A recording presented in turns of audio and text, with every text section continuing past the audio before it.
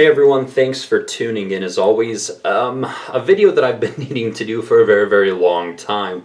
I've had this knife in my possession for months and months and months, and alas, I'm finally getting to the video, which is the case with all my freaking videos these days. Anyways, moving forward, so we're taking a look at a knife from a company that I think it's called Kubey, I don't know. You guys call it whatever the hell you want. But they are obviously a newer manufacturer, overseas, China presumably, and they reached out to me, wanted to send me one of these, and to be honest, I've turned away a lot of companies as of late. There's a whole lot of knives and a whole lot of meh out there, but this one looked interesting, and some of their other builds looked interesting, and the prices are, I don't know, realistic in today's world, I suppose. So we're going to look at the model, the KU, Kilo Uniform, 164TC Tango Charlie. So if you want to Google that, I'll just put a link in the description box below. But that's this model specifically. So we're going to talk about what's good here and also some of the, I don't want to say errors, but some of the things that new knife companies do that they haven't quite figured out yet. So we're gonna lay into them, which they asked me to give feedback. So we're gonna go for it. Anyways, so that's what this knife is. Ships with this nice little pouch, which is cool. You know, I think other companies should ship with little pouchy things like this. It just makes life easier if you're traveling or transporting them. Certainly helps. So here's the knife in question. Let's pull out the usual suspects here for a size comparison. We'll talk about the specs real quick, and then we'll get into some other stuff and things. So blade length, and I can't find my damn calipers, so I apologize. I looked and I looked. Blade length they're claiming is 3.6 inches, handle length of 5. They're giving an overall of 8.3 inches. I think it's a little bit longer than that total here. It does weigh in at 4.41 ounces on my scale, and then the handles are titanium. They're claiming 6AL4V. They could be. I mean, you'd have to import the steel to China for that. It could be TC4, difference being one is medical grade. That's neither here nor there. And the blade steel is S35VN. Totally believable. There's lots of S35VN going overseas. There's no question about that. It does run on ceramic bearings. It is a flipper. It does have carbon fiber inlays, I guess we'll call them here, that function kind of as an over-travel stop. And then it's got a nice little decorative pivot. So yes, that is.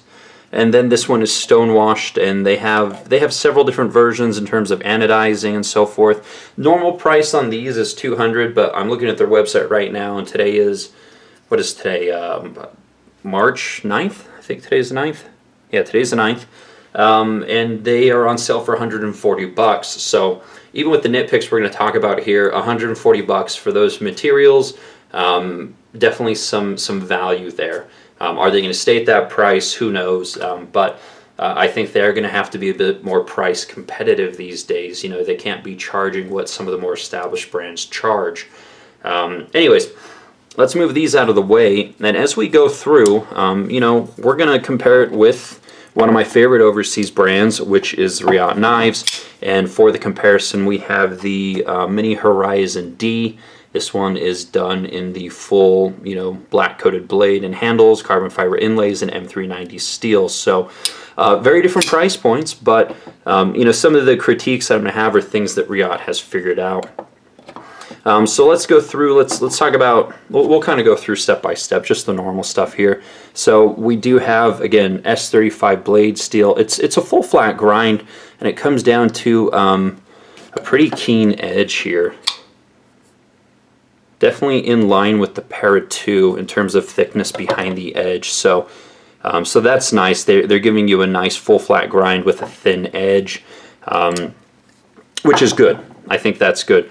Again, this one is stonewashed, and they're claiming to be S35VN. As to how good the heat treat is, I'm going to assume that it's fairly decent, but it would require extensive cutting testing, which I just don't have the time or energy to do. So there's that. There is some jimping here up at top of the blade. It works a little bit, you know, it's kind of an upswept portion here. You do find a little bit of traction, not much, but it helps. We've got a flipper tab that's kind of hooked, not my favorite, but it works, and there's no sharp edges, so that's fine. I mean, you know, again, they added some jimming to the front, but how the hell would you get on that? Like, you know, you'd have to be like in front of it. Most of us are going to come back here and we're just going to sit on top, so you know, that jimping is kind of pointless. But some things that are good, the action on this is very, very good. It does run on ceramic bearings. You can definitely tell, and it's very smooth.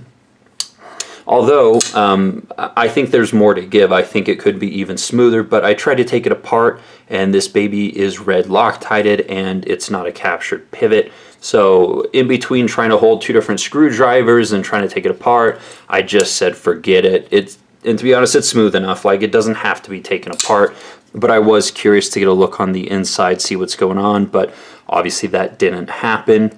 There's no internal milling on this knife, but these carbon fiber inlays, you can see the thickness here, they do reduce the weight quite a bit. So, and the knife it's well balanced, and it does feel fairly lightweight for the size. So that's also quite good. You do have a sharpening notch, and see how close we can get there. You know, you can come all the way to the end here, so this should be fairly easy to hit on a fixed angle system, and the plunge line is pretty nice. I have no complaints about that.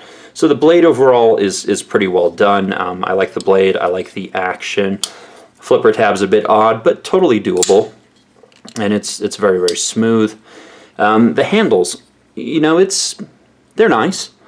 They left some of the machine marks in here, which give it some character. I like the decorative pivot. I wish it was a captured pivot, and I wish they utilized blue instead of red Loctite. Minor qualms, but qualms. The inlay in the mating here of the carbon fiber to the tie is pretty dang good. There's not too many voids on the carbon fiber. You know, it's totally acceptable for the $199 price point, and very beyond acceptable for the $140 price point. You can see how it mates here. Standard backspacer, again, the mating with the handles is pretty decent, not perfect, but you know, I'd certainly give it a pass at the $200 price point. Let's take a look at the lock side. Again, pretty decent. 3D milled pocket clip, which is nice. It's long and it's fairly thin, so it's got a lot of spring to it. And then here's the butt of the knife. So you know, the blade is perfectly centered. It's tucked in there nice and safe. Now let's talk about some of the, again, I don't want to use the word mistakes, but some of the things that I dislike about the knife that, you know, more established companies have figured out, and that's going to be all of the crazy hot spots all throughout this knife in the finger choil here. So let's go through and try to talk about it. This edge here is sharp. Like, you feel it here, and you feel it all the way around on the front too. So see if I can give you guys a look there. That's actually a burr there.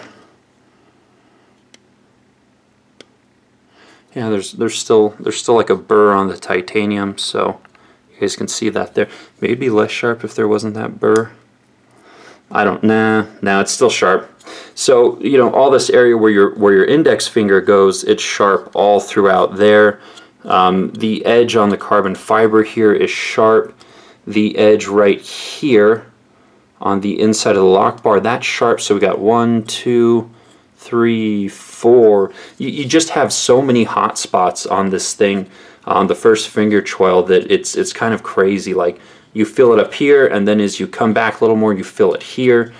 And again, that's something that perhaps, you know, maybe a new knife company suffers, you know, more so than an established company. Like, we take a look at the Riot Horizon D here, and again, I apologize, there's lint in this because I carry it a lot. But everything has been contoured and rounded, as you guys can see. As we get way up in here, you can see the chamfers around those edges. you know, to make sure that when it's in the finger, like, you don't feel any sharp edges at all on the hand, and it's very, very comfortable.